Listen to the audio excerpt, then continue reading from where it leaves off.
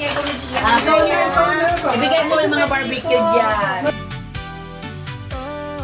Itong eatery naman ni Nanay Beth, meron siyang Michelin star. Dream siya yan ng... star. Ay, hindi. Bib Gourmand. Oo. Si And Nanay Beth yung star. si Nanay Beth yung star at ang kanyang morning star.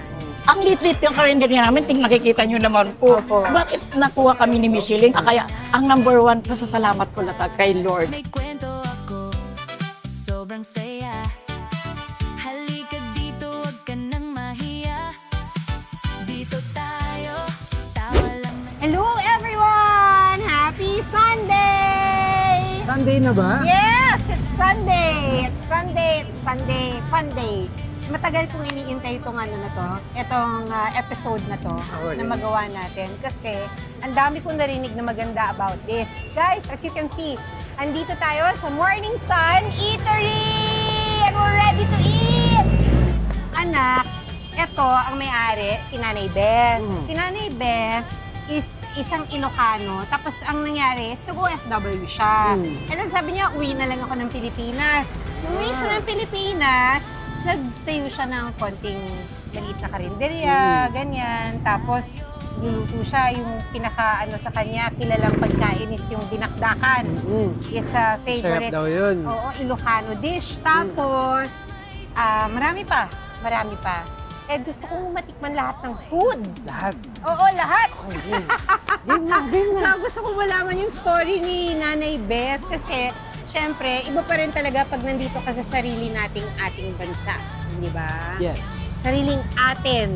At etong eatery naman ni Nanay Beth na Morning Sun, na dating maliit lang na karinderya, noong 2025, kinilala siya bilang Michelin Guide Bib Gourmand. Ibig sabihin, sa buong mundo, meron siyang Michelin star.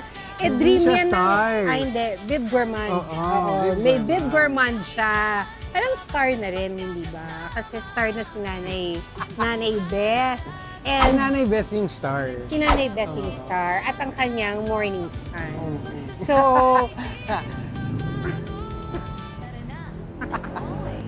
mga friends, kausapin natin si Nanay Beth and tignan natin, baka maturuan niya tayo ng kanyang dinakdakan kung paano lutuin.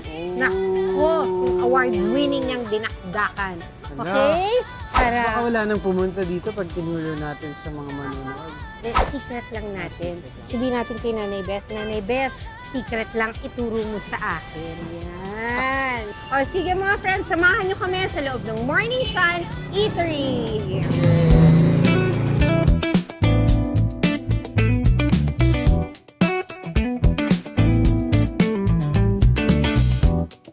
Yan, kasama na po natin si Nanay Beth. Yay! Mga friends, siya po ang may-ari ng Morning Sun Eatery. Nay, kamusta? Eto ma, mabuti naman. Salamat po sa pag-unlak sa amin na Oo, makausap ma. ka. 30 years na po kami dito kasi Wow. galing sa hirap na buhay, awa ng Diyos, na Michelin kami. Yun, medyo nadagdagan ang customer namin. Kaya maraming salamat kay Lord, lalo na sa inyong mga vloggers, mga ano. Naku, Salamat po. I'm so happy for you, Nanay Beth, kasi parang nabasa ko nga yung kwento ng buhay nyo. Nay, nag-OFW daw kayo. Oo. Bago lang ang lahat ng ito. Oo, ma'am. Tama ba? Saan Yes. po kayo napunta? Dito po sa Dubai, ma'am. Sa Dubai? Oo, in-sponsoran kasi ako ng pinsan kong nurse. Iniwanan ko yung 2 years old na anak ko, yung bunso ko ngayon.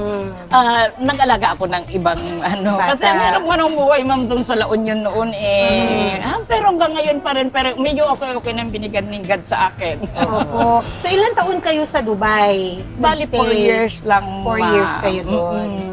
Tapos, pagkatapos noon, 4 na taon, sabi mo, uwi ka na. Oo, sabi ng mister ko, uwi ka na kasi sabi niya, siguro may trabaho na rin ako, nasa construction sa St. James dati.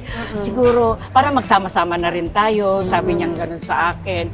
And then, after 1 year, natuto yung mister kong nagkontra-kontrata ng mga tiles, yung ganun. Tapos, sabi nung kapatid ko dito sa kanto, ay ate, bibitawan yung kainan dito.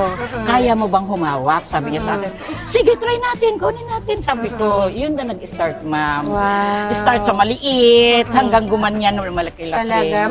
Naalala mo ba kung magkano ang puhunan na inilabas mo para dito dati? Mga ano lang, ma'am, mga 25. 25K? Yes, kasi yung umalis, ma'am, lahat Opo. ng mga gamit niya noon, binenta niya na sa amin. So kasama na yun doon. Oo. Nung unang ka ng 25,000. Pero luma na yon nung nakaangat-angat konti ng benta, Opo. pinalitan ko na rin yung mga gamit na yun kasi Oo. meron luma na rin. So from ma'am. La Union, dito ka na ngayon sa Quezon City. Oo, ma'am. Oo. Mga friends, nandito po tayo sa Quezon City. Hanapin niyo po dito yung Morning Sun. Sa Project Nay, 4. bakit Morning Sun? Bakit hindi Nanay Beth's Eatery? Hindi, ma'am. Kasi nung nakuha ko tong pwesto na to, tumayo ako dyan ang aga-aga. Bumubukagkad yung hari-araw dito, morning. Ay, ang pangalan ng kantin ko ngayon, Morning Sun Eatery. Yun, ma'am. Yun ang naano ko. So, Nay, ito lahat ng mga niluluto mo dito, ikaw talaga ang unang nagtimpla lahat. Recipe mo lahat, Nay. Recipe mo Oo, lahat. oo, ma'am. Oo. Saan po kayo, paano kayo natuto magluto, Nay? Nung nasa Dubai ako, ma'am, pinagbabasa ako nung pinsan ko ng ako cookbook. Nora Dasa pa dati noon. Ay, oo, kilala ko po si Nora Oo, di Dasa. ba basa-basa ako. Oo. Para matuto kasi. Siyempre, from province, ma'am. Opo. Di ba, hindi naman ka marunong dinengdeng, mga ganun-ganun lang naman noon. Yes. 5 na yung anak ko, kailangan na rin akong matuto, di ba? Tama. Dito na rin po nakapag-aral yung mga anak ko. Dito na sa Quezon City. Ay, how Hirap nice. talaga. Pero originally, La Union po talaga kayo. Oo, ma'am. Farmers. Farmers. Born and raised in La Union? Yes, ma'am. Doon How po kami talaga. nice. So ngayon, nandito ka na at binibless mo kami ng napakasarap na pagkain. Sobrang sarap. Oo. Nay, question, ano ang naramdaman mo nung nagkaroon ka ng Michelin Guide Bib Gourmand? Naiyak ako kasi dinadagsa na kami ngayon ng tao. Oo. Kaya ang number one, pasasalamat ko lahat kay Lord. Talaga. Kasi for 30 years, na ano ako, ang lit-lit yung karinderya namin, nakikita nyo naman po. Opo. Bakit nakuha kami ni Michelin? Kaya nagtaka kami, bakit? Hindi kami maniwala nun, ma'am. Pero, andyan Hindi ko na. na-expect talaga. Oo, mga customer namin, nagko-congrats na. Tataka kami. Yung pala, nanood na kami. Kasali na pala yung morning. Yay! Galing ni Nanay! So, eto na po lahat ng hirap nyo, tiyaga, hindi ba? Yung kapalit naman nun sobra-sobra. Pero Diba? kahit ganun pa rin, ma'am, medyo ano pa rin kasi ang dami na pong tinutulong. Kasi ang mga anak ko, hindi naman na sila pumasok ng trabaho. Dito na lang daw sila. Yes. Tinutulungan na nila ako. So yung mga anak-anak nila, nanggagaling pa rin kay Morning Sun, yung pang tuition, ma'am. Yes. Mm-mm. Pero at Pero least, happy Nay, naman na. Correct. I think gano'n naman ang Panginoon eh. I-bless ka niya para maging blessing ka din sa Tutulong. iba. Oo, yes, Diba? ma'am. Yun talaga. Oo. ang number At minsan, one. ang ginagawa pa ng Panginoon, mas dodoble, triplayan, 100 times over bibigay niya sa'yo kasi alam niya na meron kang matutulungan mula doon. Diba? Tama. The more you have blessings, the more na magbibigay ang Panginoon sa'yo para i-share mo sa iba. Yes, ma'am. Yes! Totoo yan. Oo. Ikaw, Nay, sa dami ng niluto mo dito, na nasa menu mo dito, na pagpipilian ng mga customers mo, ano po ang paborito nyo? Ay, lahat naman, ma'am eh. Isa. Ano pinaka-paborito? Tatlo. Dinakdakan, Yes. barbecue, at saka yung mga gulay namin.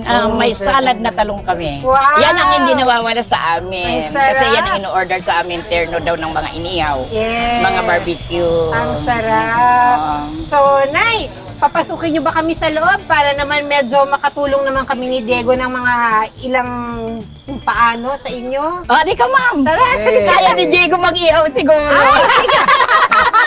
Ang Sige. gwapo-gwapo yung taga-ihaw natin. Sige, Ayun na. tutulungan ka namin, Nay. Halika.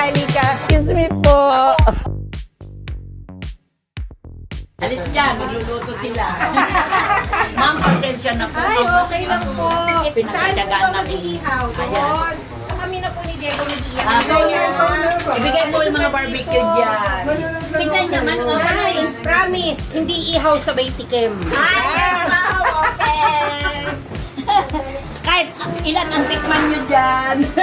Mag-iihaw tayo. Diego, Ano? halika, mag-ihaw ka. Paano? Oh, may liempo, may Ito ano po, ma.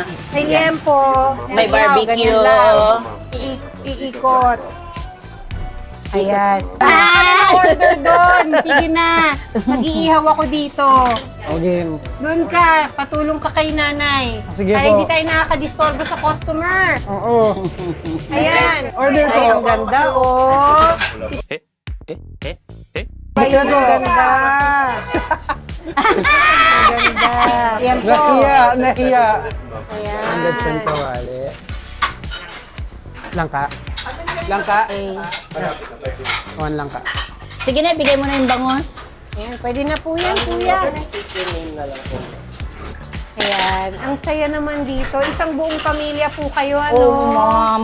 Kaya, Diba? ang hirap. Kaya, ang dami nagpapag-aral na apo. 10 ang apo ko, ma'am. Sobrang saya. Tsaka, ang pinakamaganda po dito, talagang lahat ang gusto, nakikita ko, na lumago ng lumago itong negosyo nyo, Nanay Beth. Ikaw naman dito. Diba? Thank you, Tulong-tulong Lord. po. Tulong-tulong talaga. Bakit the best ang dinakdakan na meron kayo dito sa Morning Sun Eatery? Ano ma'am, nilalagay namin talagang purong utak ng baboy din. Wow! ma'am. Utak. Walang mayonnaise yan. Walang mayonnaise. Yes, ma'am. Pero sobrang creamy at sobrang malinamnam. Oo, ma'am. Napakahusay niyo naman. Diyan kami po. nagluluto, ma'am, o dalawang ganyan. Pinapalambot Wow. namin yung head ng Opo. ano. Talaga? Ng Ilang baboy. oras po lutuin yun, Nay? Mahigit 1 oras lang, ma'am. Pag malambot na, Opo. pwede nang ihawin ulit. Ahuinin, and then ihawin, and then, Ibe-blend dun sa ano? oo. Kaming dalawa ni Ma'am Jessica, nag-collab nga kami. Siya, Opo. naghiwa kaming dalawa nung nagpunta siya talaga? sa MGS. Oo. Talaga. Pati siya. O sabi ko, ngayon na ano nyo yan, ma'am, kainin nyo na rin yan. Tinimpla mo. Tawang-tawa siya eh. So, talagang original ang dinakdakan yun. Ah, yes, ma'am. Ayan, Walang- sobrang sarap. Ano, kumuha ka na ba ng order, Oo. Diego? Oo. Ha? Baka mamaya pagalitan tayo ni Nanay Beth, di ka marunong. Tinulungan ako niyan. Ni Justin. Thank you, Justin. Salamat. O, pagka-deliver mo ng order, magbabay na tayo kasi nakaka-istorbo na tayo kay Nanay sige. Beth. Ha? Okay. Para ano. Maraming Nay, salamat, Salamat po. ma'am, sa pagpunta nyo dito. Maraming salamat po. Thank you po sa masarap na pagkain na talagang nagpapasaya sa amin. Sa simpleng luto, talaga namang lasang-lasa namin yung sarap ng nandito po sa Morning Sun Eatery. More power to you, Nay. Yes, ma'am. And God bless you more. At alam ko, dahil binibless kayo, mas marami pa po kayong matutulungan. Thank you so much, ma'am. Ayan. Thank you po. Magkikita po tayo ulit. Pag ano po, magte-take out ako ha, next time. Okay. Ha? Okay, Thank ma'am. you, Nay. Thank you, Nanay Beth. Salamat po, salamat. Mm-hmm. Diego, pusin mo na yung trabaho mo. Oo, may nag-order pa ba? Ang gapa ni Diego. Ang dami nang mag-order. Ikaw na ulit. Okay na, yun Okay, lang. ma'am. Thank you Thank po. you. Maraming salamat po ulit, Nay. Maraming salamat po and we will see you again soon. More power. Yes, ma'am. Okay. Thanks, everyone. Thank you.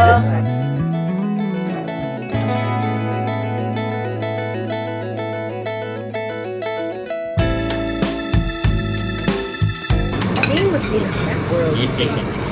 World famous. Michelin famous. Michelin famous. Dapat.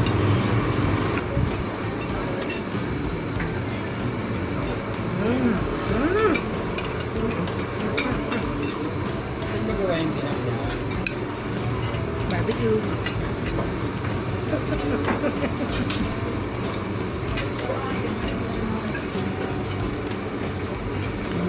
Harap. Iba talaga pagbagong dito. Ang lambot ng pusit, grabe. Sobrang lambot.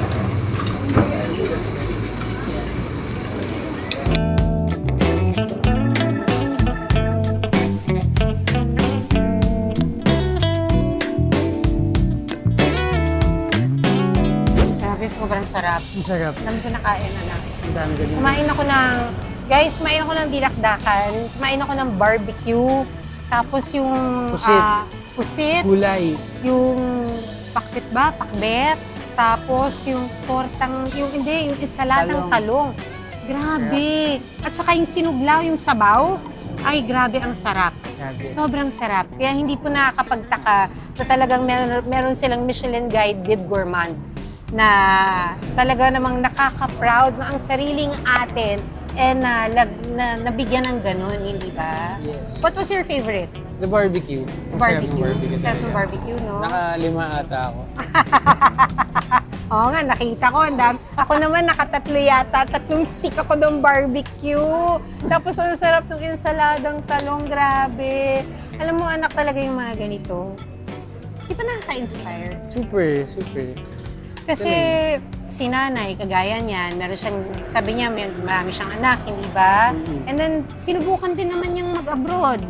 Kasi, syempre, alam naman natin, pag nagtrabaho ka sa ibang bansa, medyo mas malaki ang sahod. Yeah. And kailangan niyang suportahan yung pamilya niya. Yung asawa naman niya, nasa construction din.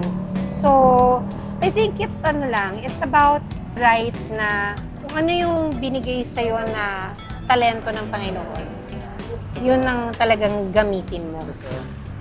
Hindi And ba? she's super warm and super kind. Sobrang bait. Sobrang bubbly ng personality niya. Oo. And I feel like yun din, that translates to this also. Kaya din siguro pinupunta ng mga tao. Oo, napaka-warm niya, napaka-positive, napaka-happy. Happy. Super Napaka-happy ni Nanay Beth. At saka ang maganda doon, nagsimula siya sa maliit, pero tignan mo naman, through hard work talaga. Walang hindi ka magkakamali pag sipag at syaga. Yeah.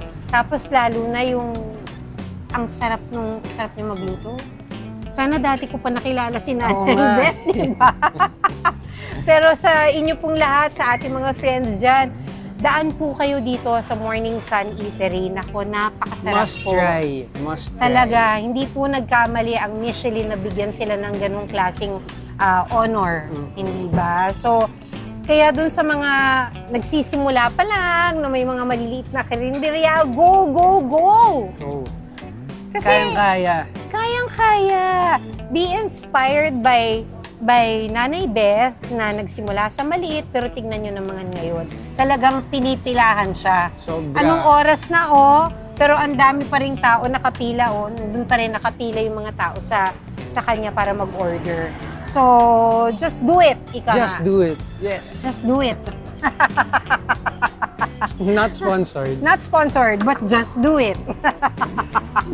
Okay po, yan mga friends. Sana po tularan natin si Nanay Beth. Sipag, tiyaga, at maraming dasal. At pagmamahal sa ginagawa at sa pamilya. Diba? Okay po.